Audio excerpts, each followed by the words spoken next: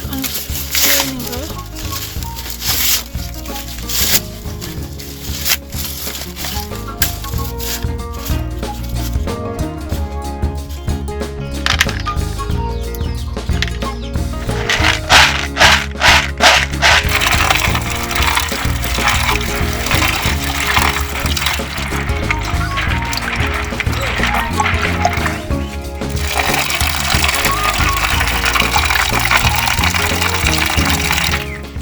এভাবে হাফ ঘন্টা ভিজিয়ে রাখবো। হাফ ঘন্টা ভিজিয়ে রেখেছিলাম, এখন পানি ঝরিয়ে ব্লেন্ডার করে নেব। দুধটা ব্লেন্ডারে দিয়ে দিব। আপনারা চাইলে শিল্পটা বেটে নিতে পারেন।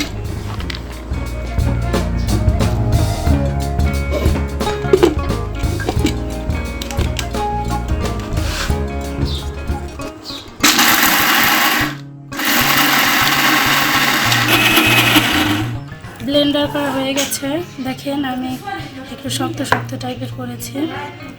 এর ভিতর দিয়ে দেব বেকিং পাউডার অল্প পরিমাণে, আর দিয়ে দিব চালের গুঁড়া।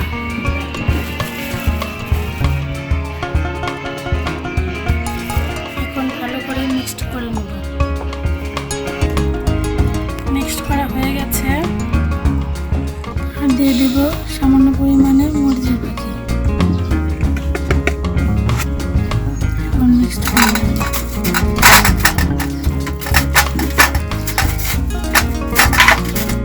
আপনারা চাইলে মরিচের প্যাকেট নাও দিতে পারেন, এখানে চিনি ব্যবহার করে হালকা মিষ্টি মিষ্টি বানাতে পারেন।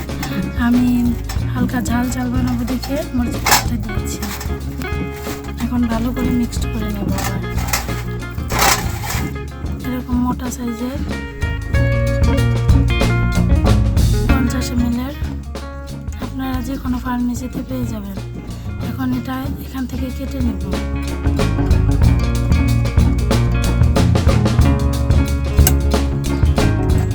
আমি এরকমভাবে কেটে নিয়েছি। এখন এই সিরিঞ্জের ভিতরে এভাবে ভরে দেব।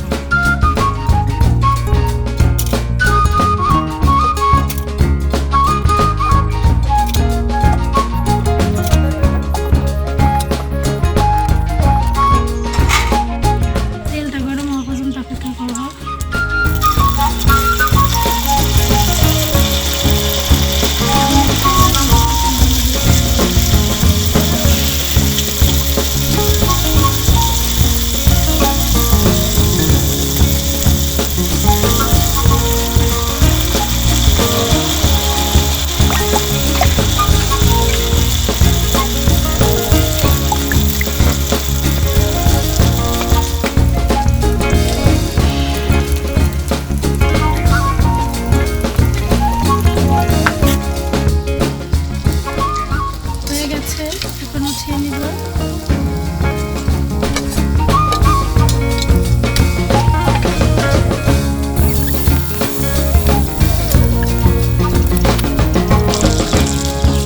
সবগুলো চিপ হয়ে গেছে, দেখেন কিরকম হয়েছে। আমি এরকম ডিজাইনের করেছি, আপনারা আপনাদের পছন্দ অনুযায়ী ডিজাইন করতে পারেন।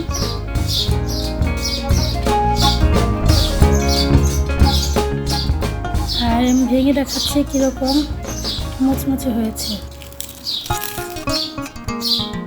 এটা কিন্তু খেতে অনেক মজা।